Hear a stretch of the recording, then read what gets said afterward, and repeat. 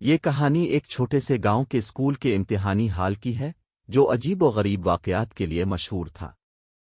یہ ہال گاؤں کے باہر ایک پرانے محل میں بنایا گیا تھا جس کے بارے میں کہا جاتا تھا کہ وہاں بھوت رہتے ہیں۔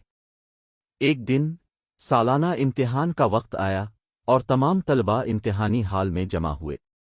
ہال کے اندر عجیب سی خاموشی تھی، جیسے ہوا نے بھی سانس روک رکھی ہو۔ اچانک لائٹس جھپکنے لگیں اور کھڑکیاں خود بخود کھلنے اور بند ہونے لگیں۔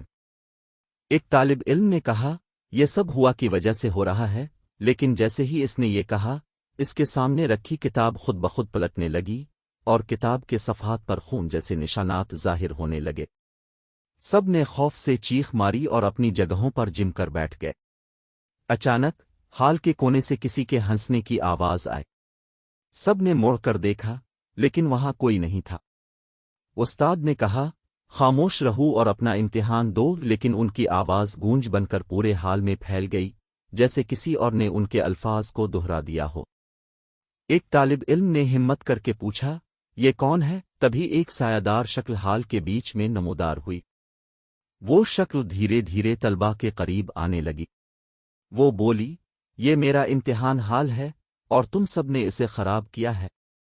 سب طلباء خوفزدہ ہو کر بھاگنے لگے، لیکن دروازے خود بخود بند ہو چکے تھے۔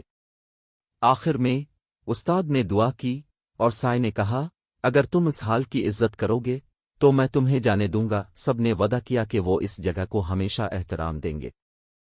اس دن کے بعد ہال میں کوئی عجیب واقعہ پیش نہیں آیا، لیکن طلباء ہمیشہ امتحان دیتے وقت سکون اور ادب کے ساتھ رہتے۔ کہانی میں حقیقت اور تصور کا امتزاج ہے اور اس کا مقصد صرف تفریح ہے۔